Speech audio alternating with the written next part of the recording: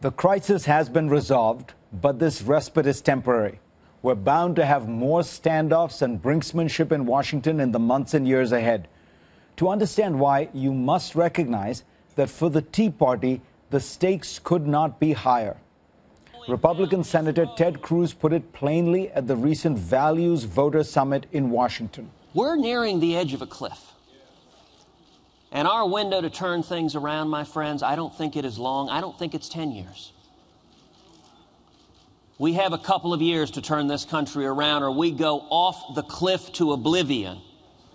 Cruz dominated the summit's straw poll, taking 42% of the vote, more than 3 times his nearest rival. Cruz's national approval rating might be an abysmal 14%, but to the base of the Republican Party, he is an idol.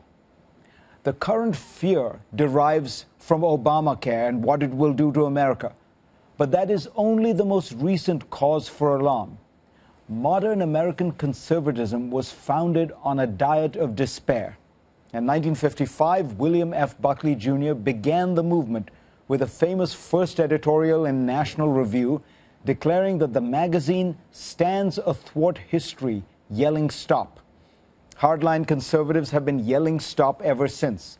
John Boehner tries to tie into this tradition of opposition when he says in exasperation repeatedly, the federal government has spent more than what it has brought in 55 of the last 60 years.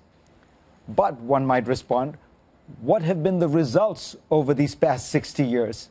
The United States has grown mightily, destroyed the Soviet Union, spread capitalism across the globe, and lifted its citizens to astonishingly high standards of living and income. At the end of his 1961 speech that launched his political career, Ronald Reagan said, "And if you don't do this, and if I don't do it, one of these days you and I are going to spend our sunset years telling our children and our children's children what it once was like in America when men were free."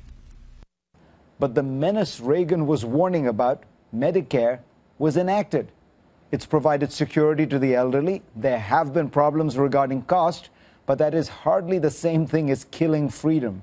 After all, the right-wing Heritage Foundation ranks many countries as more free than America every year. For example, Switzerland and Australia, and they all have universal health care. For many conservatives today, the rot to be excoriated is not about economics and health care, but about culture. A persistent theme of conservative intellectuals and commentators in print and on Fox News is the cultural decay of the country.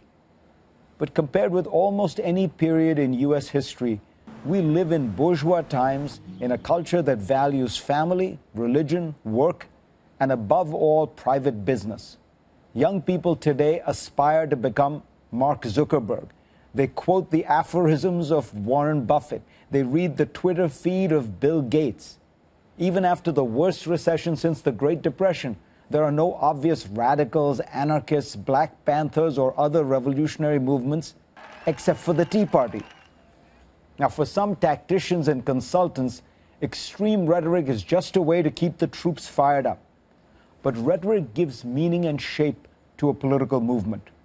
Over the past 6 decades, conservatives' language of decay, despair, and decline have created a group of Americans who fervently believe in this dark narrative and are determined to stop the country from plunging into what they see as imminent oblivion.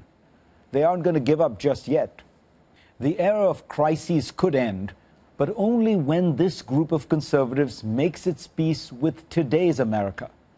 They are misty-eyed in their devotion to a distant republic of myth and memory, and yet they are passionate in their dislike of the messy, multiracial, capitalist, and welfare state democracy that America actually has been for half a century, a fifth of this country's history.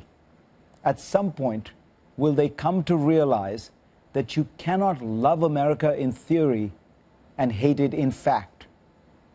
For more on this, go to cnn.com/Fareed, and you can read my Washington Post column this week.